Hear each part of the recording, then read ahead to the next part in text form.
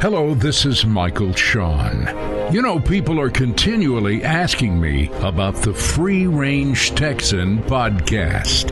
If I had to boil it down into a simple answer, I would say the Free Range Texan podcast is an escape. And one of the several things we are becoming famous for is our trips down to Michael Shawn's Campfire during the last few minutes of each podcast. Now, we're on every major podcast platform in the world, or you can just visit our website at freerangetexan.net. So here's your invite to Michael Shawn's Campfire on the best little podcast in Texas, the Free Range Texan podcast. The following is an A-Team PR production. Welcome to the Free Range Texan podcast. We're kind of an escape hatch for everyday life.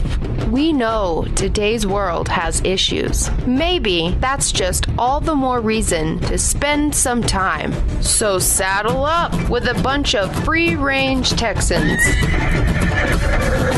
Here's one now, our host, Michael Shawn. Free Range Texan, episode 48, where it's time to break inertia on this brand new trip. On episode 35 of the Free Range Texan, you'll remember our guest was Jeremy Parsons, singer, songwriter, entertainer, and at the time living in Nashville. Now, since that time, Jeremy has had some significant changes in his career and life. Couple that with his new music, we felt it was absolutely time for another appearance on the Free Range Texan. Jamie Carr is standing by to clear up some issues. The world-famous Jamie Carr is going to explain some things to us on the new worldwide country music network, Boss Country Radio. And of course, there is Foxy, the wonder dog, who is vigilantly on guard here at the ever-opulent A-Team PR Studio A, making sure that we have a safe location from whence to originate our podcast. Ooh. In fact, we just received this letter from our local UPS delivery office saying, you need to do something about your dog. Well, we take that sort of thing very seriously here at the Free Range Texan. So I immediately asked some of our girls in the front office to take Foxy to the groomers and have them give her a complete bath. It truly didn't help her mood any, but she smells nice. Well, it's all of this and a whole lot more coming up on episode 48 of the Free Range Texan. So, let's saddle up and get ready to ride. The Free Range Texan Podcast. The host of our show was there in the room from the very beginning. Those of us here at A-Team PR were looking at some of the early production notes, and naturally we had concerns about the production costs of building a podcast with its corresponding YouTube channel, social media presence, and extensive blog, all rising up at once. Plus, none of us had ever heard of a podcast concept quite like this one. I remember Michael just sat in the corner and grinned. There was a growing ocean of podcasts, and with no disrespect to my podcast brothers and sisters, if I did a podcast, it was going to be totally different. And then there was Texas. Texas is where we lived, and in my experience, the world always enjoys Texas. First came the Heroes and Heroines file. Soon we learned that heroes and heroines were not easy to find, and they didn't care to talk about themselves. The unexplained files, credible witnesses, unexplained experiences, it all brought its own set of challenges. The Free-Range Talent File. Talent from all over the world, but especially Texas. Ain't Love Grand File. We found you just have to stumble on it because it hides in plain sight. The Free-Range Texan News Network. Michael Shawn's Campfire. At the end of every episode, you just have to be there. And if you've only heard one, you ain't heard nothing yet. It's like in no time at all, it just took on a life of its own. Suddenly, we were corresponding with acquaintances and genuine friends all over the world. Our little free-range Texan podcast wasn't little anymore.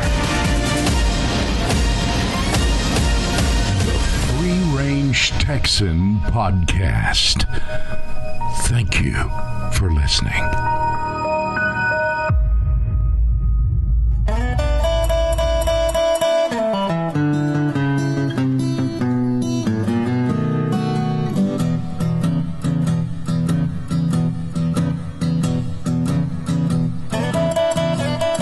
Time now for another segment of the Free Range Talent File.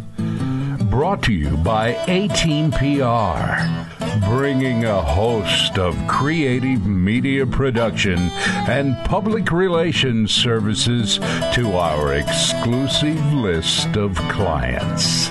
Maybe you could hire the A-Team. And now, here's the next segment of the Free Range Talent File. And our guest today on the Free Range Talent File is Jeremy Parsons. And Jeremy, it is great to have you back on the Free Range Texan, man. Yeah, it's good to be here. Thanks for having me back. It's always nice when people want you to come back, you know. We enjoyed you back on episode 35. And we want to tell our listeners that if you want to trip back in our library there on the podcast players to episode 35, you can find out lots of inside information on Jeremy. We almost crossed a line a time or two with you. I was going to say, I was like, maybe even stuff you didn't want to know, which is always the best stuff. You know, that's the stuff people always remember and talk about, the stuff they didn't want to know, but they can't forget it, so they got to keep talking about it. Let me tell you the reason why you're back. Kudos to Michael Stouffer at MTS Management. You know, we don't generally talk about the promotion guys, the guys behind the scenes, the guys who we originally call when we want to get the chance to talk with Jeremy, and he's your guy. And I will say that he keeps me informed of so many cool things, but one of his main topics of conversation and his emails and that sort of thing is, my goodness, look at what's happening with Jeremy Parsons this time. And you've got new music out, you've been playing around lots of places, and the big news, big story. You moved back to Texas. I did. I'm back. You know, that was the thing with going to Nashville. It's like you're trying something out. You're always trying something new. You're trying to progress. You're trying to find, you know what, you're running the bases. You want to keep growing and keep doing that. Like I moved to Nashville, but the cool thing about being from Texas, if you get tired of Nashville, you can always come back to Texas and do the same thing. And Texas is such a great place to come back home. I have done that myself, and I understand exactly what you're talking about. And some mornings you'll be out here in Timbuktu or yonder or someplace and doing this and doing that, and things aren't working just like you want them to, and you get up one morning and you look in the mirror and you go, gee whiz, if I was back in Texas, all I'd have to do is pick up a phone and things would start happening again. People like you here. Yeah, and they like it, and they like it when you're from here. I mean, we're obviously very open to outsiders too. Like a lot of the Oklahoma crew does really well here. Yes, they do. Yes. Yeah. So it's just like they always I always feel good. Like even when I was living in Nashville and would come back and play shows, as soon as I crossed the state line, it was like my heart just felt better. It's really, I know what you mean, brother. It's cool. It's a cool place.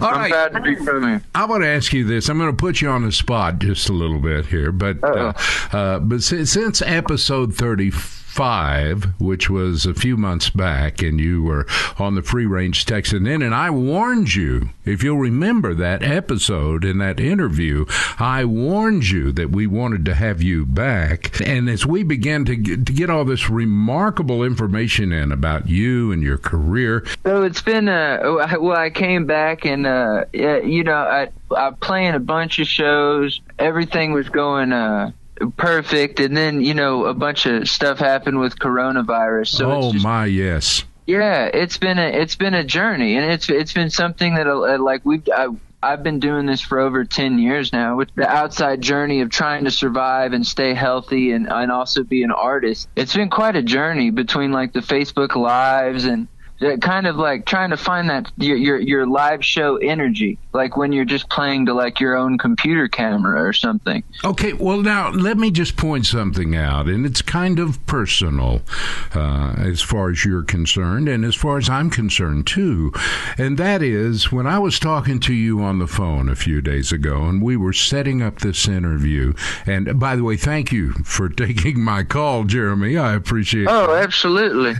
And we were talking about doing this interview today, and at first we were going to set it up on an earlier day, and you said no, that day I'm going to go help my dad. And I know that you live in the San Antonio area there, and yes, sir. And the fact that you mentioned your dad's age, and you say, he's so and so, and he needs my help, and I'm going to go help him. And I thought, how cool is that? Speaking as a parent of grown adult and launched kids, I will tell you, here's this whole coronavirus thing, and the whole world kind of you just have to put down somewhere and write it out, and yet look at the things that happen when you get back to just living life and focusing on the people that matter to you. And there you were, spending a day going and helping your dad. And I thought, how cool is that? I bet, he probably wouldn't admit it if he's like most dads that age, but I just can't imagine he had a big old grin on his face. The fact that his boy, who is home from Nashville and living back home in Texas, would come and spend time with him during the day and help him out. And that's just way cool, brother. Yeah, man, I appreciate that. I love him. He was one of the guys. It's always going to be, the rest of he and I's life together will be spent, me helping him out as much as I can, because he was the dude. He walked into my bedroom when I think I was about to turn 21, going to school here in San Antonio, and I in college. I graduated high school, and I just wasn't happy. Like, I was going to get a degree in kinesiology, and I'd always liked sport. It wasn't like, this is my thing, I'm going to love doing this till I die. Music was my thing. It was the thing that truly made me happy. And Dad walked into my room and said, hey, you want to give Nashville a shot? We'll support you any way we can. Wow. For a bit, obviously, we can't afford to do too much, but if something happens in a certain amount of time and you can stand on your own there, we'll help you try to get there. You're making me. I'm about to cry. If my voice gets a little trembly here, it is because I am so struck by that. I got your back, son. I got your back. Yeah. It was really beautiful. It's like you know that Conway Twitty song, "That's My Job." Yeah. It's it's as a songwriter, it's been like one of my lifelong goals to write my dad a song that makes me cry that much. Like he deserves that. You know what I'm saying?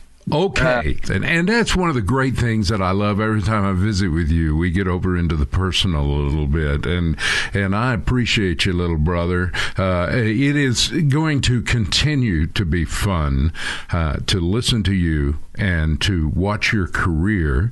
And with that in mind, you've got a song that is creating a lot of buzz, and not just in Texas, but around the Nashville area and other parts of the United States. I am not sure. You'll fill me in, I'm sure, on what may be happening overseas or in South Africa or some places like that. But it is a worldwide thing for you.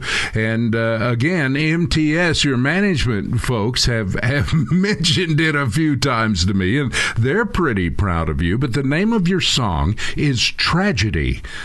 Tell us a little bit about that. As far as the buzz goes, I think that's always surprising. I don't think, as an artist, I don't think you ever expect to like put out a song.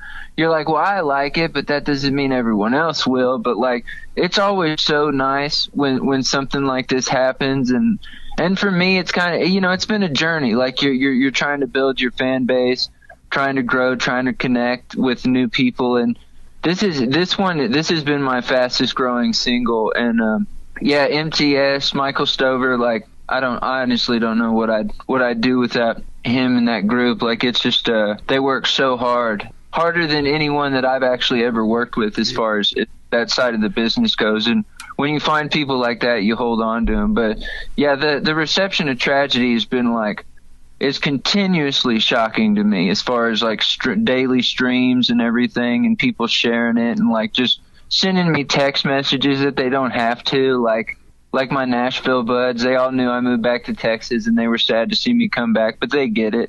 Like who doesn't want to come play in Texas? Come on. But yeah, it's so nice. You never know what to expect. But like, I love the song. When we started recording the record, it was the one, me and my producer, we were like, this is the first single. Like, I don't care what anyone else says. And there were a few people that wanted other songs to be the first single, but we stuck with that we don't care what anyone else says thing. So we put it out, and it's feeling like it's been the right choice. Like, everything that leads up to the end is tragic, and there's not ever, like, realistically, sometimes you have no control over that. Like, this is the way it is, this is the way it ends, is what I say in the chorus. Like, is this the way it is this the way it ends? Like, and sometimes it ends tragically. Like, there's a lot of stuff going on in the world right now that we could define as tragic. So it's realistic. I like writing realistic songs about realistic events and stuff that happens around us on a daily basis. It isn't really pretty to talk about, but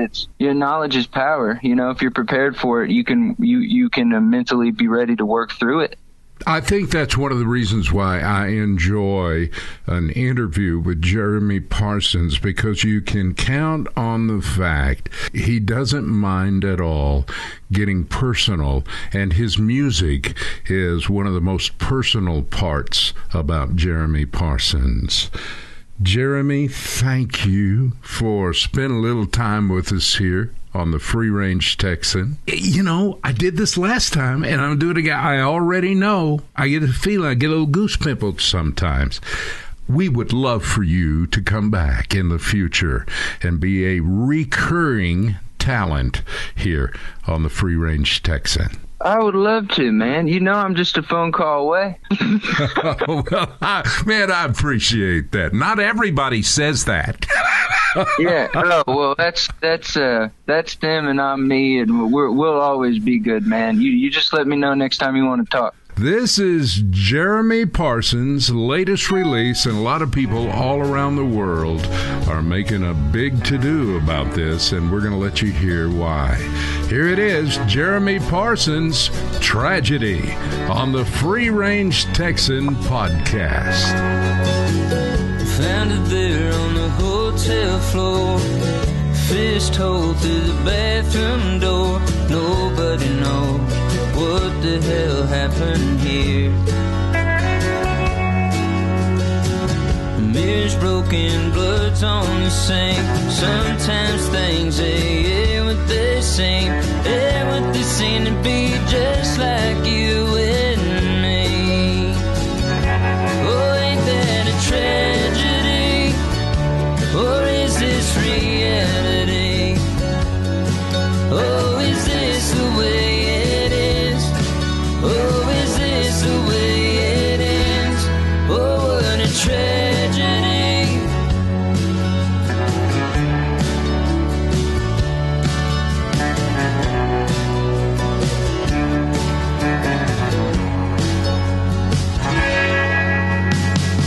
Wreck drums from a war-torn past, cold out of stone, breaking others like glass. Guess I'm exactly what I never wanted to be. Lonely fool in a crowded room. Can't love nobody if you don't love you. The curtain comes down so hard on the saddest scene. Well, oh, what a tragedy. Or is this reality? Oh, is this the way it is? Oh, is this the way it ends? Yeah, you can't rip out the pages. No, you can't rewrite your past. No, you can't turn it all around sometimes. And there's some things you can't take back. Well, oh, what a tragedy. Or is this reality? Oh, is this the way it is? Oh, is this the way it is? Oh, what a tragedy. Yeah, yeah, yeah. Well, oh, what a tragedy. Yeah, yeah,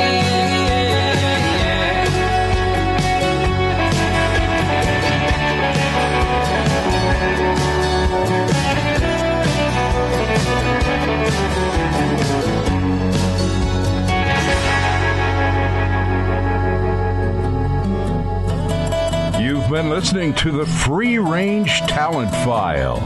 If you'd like more information about our guest, just go to our website at freerangetexan.net. Also, submissions to be interviewed on the Free Range Talent File should be sent to our website at freerangetexan.net.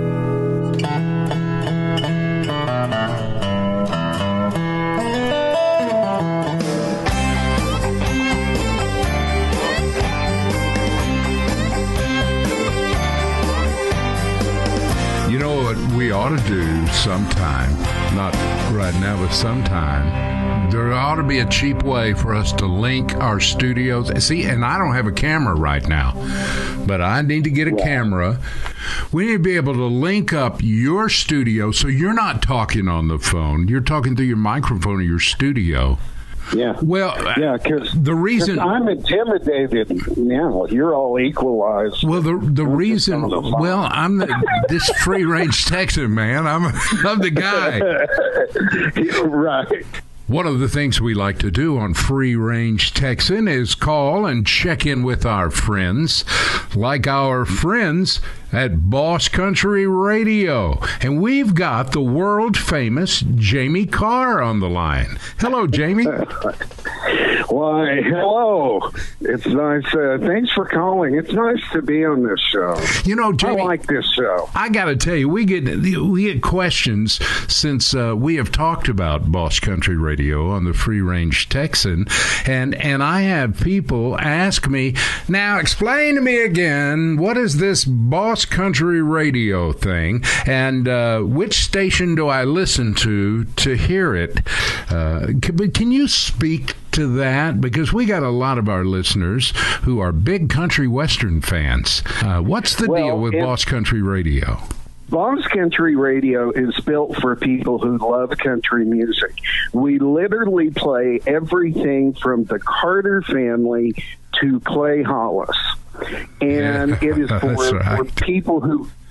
for people who enjoy country music in all phases of it, be it the early days or the Patsy Cline era or the 70s countrypolitan, or the 80s and the 90s, and now what's going on. And we took a challenge that says nobody can play 80 years of country music. We can. Well, you proved them wrong on that. You certainly have. Okay, well, now let me ask you a question here, though, Jamie. Sure. This is such an interesting thing, and I don't know how much of this is top secret, but there is software involved in this for it to be heard worldwide that was apparently developed by some people in New Zealand. Then there was a group of forward-thinking broadcast individuals out there on the west coast of the United States in the Los Angeles area that decided that wouldn't it be cool, and I think they were talking to yours truly when they did that, because you're a Texan, and they said, wouldn't it be cool if we really put some great country music worldwide and created a network for broadcast stations to be able to pick up and air, designed to air in their local marketplaces, and yet at the same time allow it to stream for everybody in every country around the world, literally, to be able to hear good country music 24 hours a day. Wouldn't that be cool? Like a satellite, only not a satellite, better, and you don't have to pay for it. Now, do we need you on this interview anymore? Sorry. No, this is the thing that is for everybody that listens to you on this podcast. If they think that I like a country station like that in my hometown, all you have to do is call your local country station and say, there's this thing called Boss Country Radio out there, and I'd like you guys to put it on here. And that's exactly that's the plan. That's the plan, is to get on terrestrial hometown radio stations, and rather than hear the same 200 songs over and over and over again, then this gives you a wider berth of country music. We call it from Hank to Blake. We play George Strait like it's the law. We play Conway and Loretto, we play George and Tammy, and we play Garth and Trisha. That's right. And a whole lot more, too. All those great Texas artists, too, that I hear on Boss Country. Then we have these great boss jocks like yourself that are on and spending time with folks. And in the meantime, if you want to listen to it before you call your station, we are on the internet at bosscountryradio.com. It's free. No subscriptions, no donations. We will never ask you for money ever, and that's the point of doing this. So, that's right. We don't need your stinking money, folks. I have to swallow. Oh my Look, God. I choked him up. I have that effect on people, man.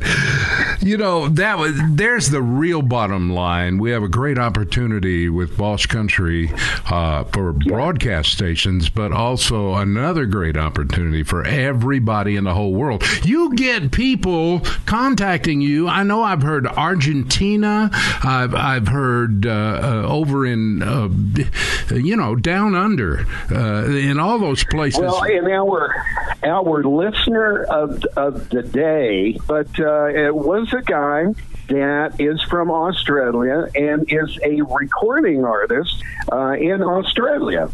We have a lot of Canadian listeners, and we have listeners in India. American country music touches on those things that affect us all, whether it's getting your heart broke or going out dancing or not having a job or your truck won't work. We would love to be on the stations in every city. And that's the beautiful thing about everything that you're talking about. They can find out about it at bosscountryradio.com. Thank you, Jamie Carr, for being on the Free Range Texan here for a few. We just thought it would be a good time to check in with you on Boss Country Radio. Come back anytime, Jamie. Will do.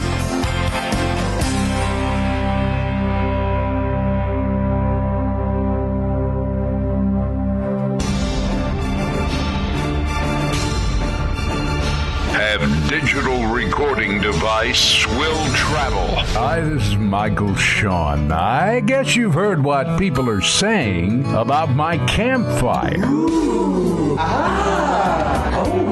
Well, there's one thing you can count on. Anything can happen on Michael Shawn's Campfire, and usually does. As you listen to the Free Range Texan podcast. This Campfire story is inspired by John McNally. I'm Michael Shawn. Welcome to our Campfire. The baby sniffled. His mother lay next to him on the hot ground with the others. She raised her blanket and covered herself and her baby so that the sound of his cries would not carry. A mile or so away, where the rutted track wound like a ribbon amongst the green-leaved creosote bushes and the spiny mesquite shrubs, 3 men rode towards the hidden group of Chiricahua women and children. They rode with their heads down, under a sun so bright that the whole sky shone like polished brass, and the heat burned like a naked flame through their clothes. The lead rider, a tall, thin man of 30 or so, with a high-crowned, wide-brim hat jammed low over his head, took his canteen off the saddle horn and swirled it to see how much liquor he had left. He pulled out the stopper with his teeth and took a long pull. He held the warm mescal in his mouth for a moment and let it trickle down his throat. The only sound was the dusty thud of their horses' hooves on the dry ground. "What do you reckon, Lim?" Lim jammed the stopper back in his canteen. The dry leather of his saddle cracked as he turned to look at the man behind him. "What do I reckon about what?" Barney had a thin face burnished with a whiskey flush. His cheek bulged where he had tobacco. "I said they're offering as much as $25 for an Apache scalp. Get us a few of them, why, we'd be richer than possum gravy." Lim turned forward again and swept an arm out. "There ain't no gall-darn Apaches for miles." In the hollow, the baby grew increasingly restless. His mother lay close to him. Young Crowfeather lay close by, next to his pony. He stood and pulled the pony to his feet. It was a stocky pinto, filled with courage and speed. Crowfeather ran a hand down his forehead to the muzzle. He glanced at the others and whispered, "I will lead them away. I will head north. Maybe they'll ride in peace." Crowfeather looked a little more like a boy, but was already known for his bravery and spirit. He was slim and small, with long dark hair held in a thick headband. A bow looped across his back. He wore a buckskin shirt and a breechcloth. His moccasins, long enough to reach his thighs, were folded back below his knees, making a pocket for his knife. He walked his horse away down the arroyo as dusty troughs of land that climbed to the ridge half a mile away. Crowfeather knew that the riders would see him there when he came out onto the basin of sandy, stony land which sparse bush and coarse grass covered. He decided to lead them to the far hills. In that far distance rose the Yemez Mountains, shaded blue against the yellow plains. Crowfeather leapt onto his pony's back and rode him immediately north, where the land lifted to the dry pinyon-covered steep-sided hill that rose to a small plateau. He stood there on the skyline and watched as the 3 white men came towards him through the shimmering heat haze. "Hey!" said the third man, Dewey, a scrawny old-timer whose skin was so dark he looked like he'd been baked on fire.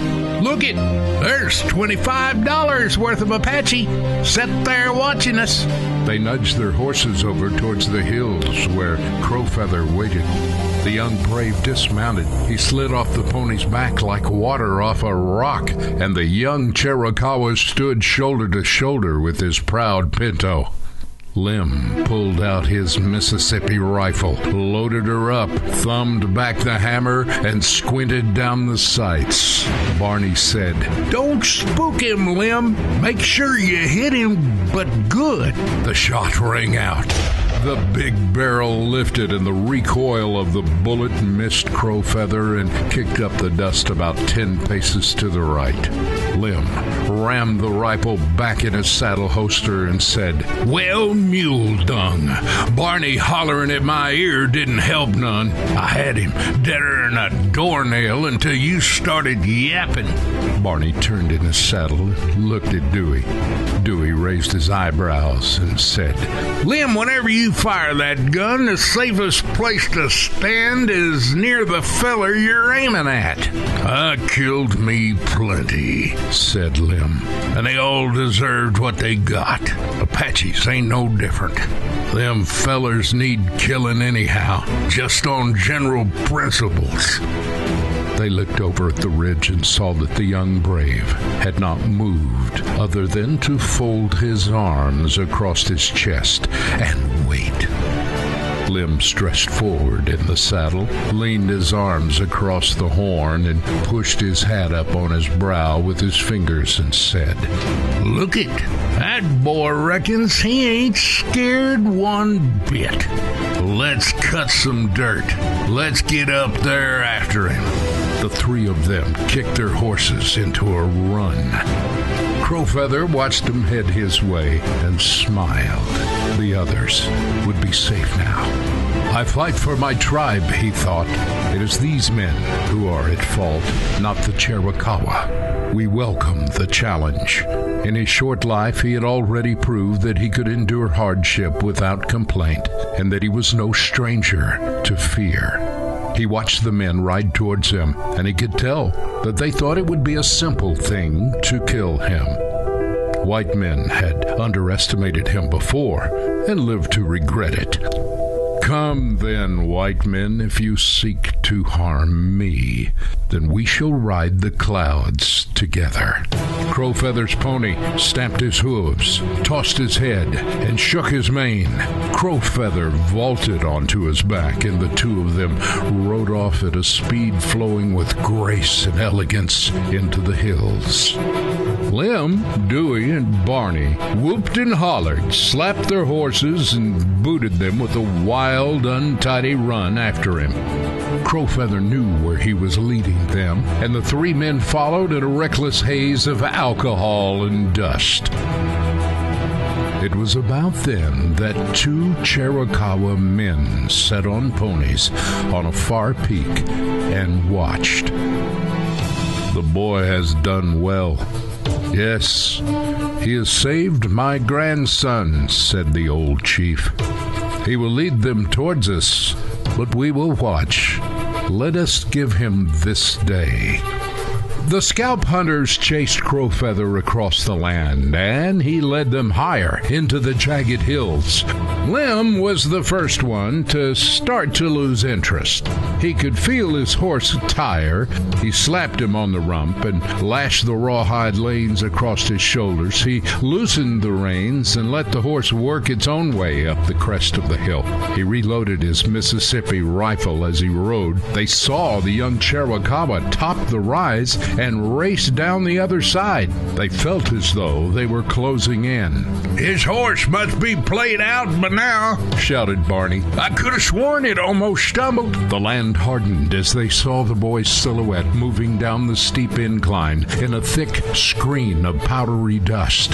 The three men thundered down the narrow trail, their horses coated in sweat that leathered around the saddle and the neck. Men and horses rode like pale ghosts, swirling in the dust. They gained on the young boy. They crouched forward and leaned into the necks of their horses. The gradient increased as the trail wound up, going down, down, down. They saw the young Apache emerge from the dust cloud and burst forward like an arrow. The boy shouted and leapt into what appeared to be nothing. In one terrifying moment, the three men saw the ravine yawning in front of them. Barney and Dewey didn't even have time to react. Vainly their horses tried to stop, but both horses and riders plunged over the edge, falling like rag dolls to the distant rocks below. Lim leaned back in the saddle and dragged on the reins. His horse sank in on the hind legs and skidded to a halt. Lim tumbled off and rolled sideways. He jumped up. He stood on the rim of the gorge and waited for the dust to clear. Crowfeather and his pony cleared the gap ravine almost 20 feet wide. Now he stood straight-backed with his elkhorn bow in his hand, safe on the other side. He pointed the bow to the ground, threaded the arrow to the bowstring. He held 3 fingers on the bowstring across the feather fetching and raised the bow. Drew back the bowstring, his back muscles taut with the effort, until the finger rested under his chin and the string touched his nose and lips. He waited, his breathing calm and even. The figure of the white man loomed out of the settling dust and stood in a shroud of flowery dirt. Crowfeather saw a rifle barrel watching him like an unblinking eye, and he relaxed his fingers to release the arrow. It hummed across the open space and slammed into the man's chest.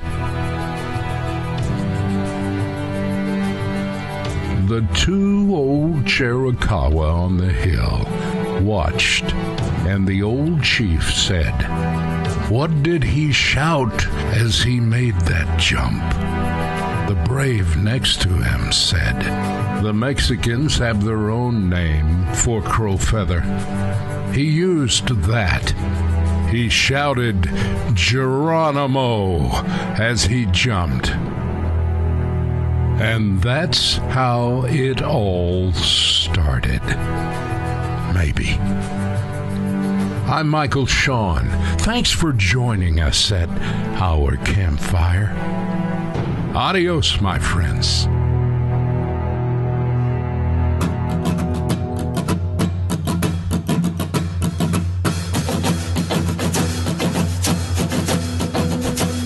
Well, we're brushing the dust off from episode 48.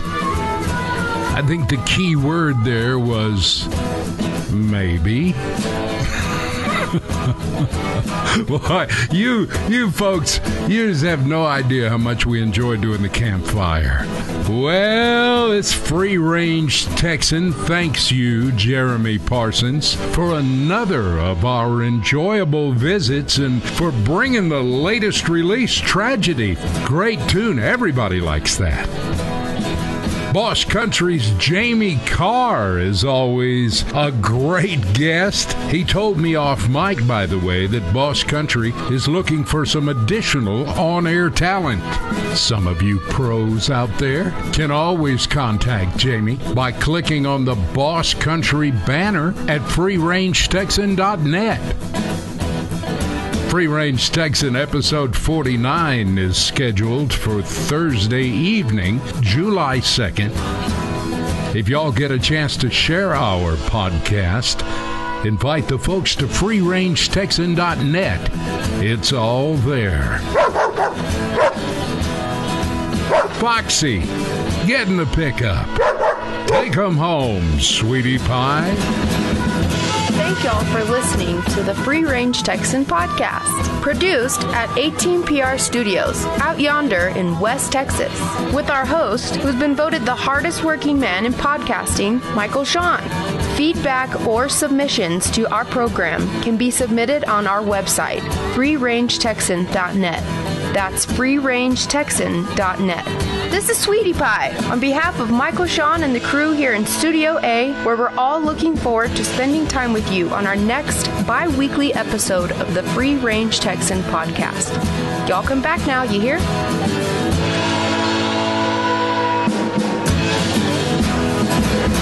An 18PR production. End transmission.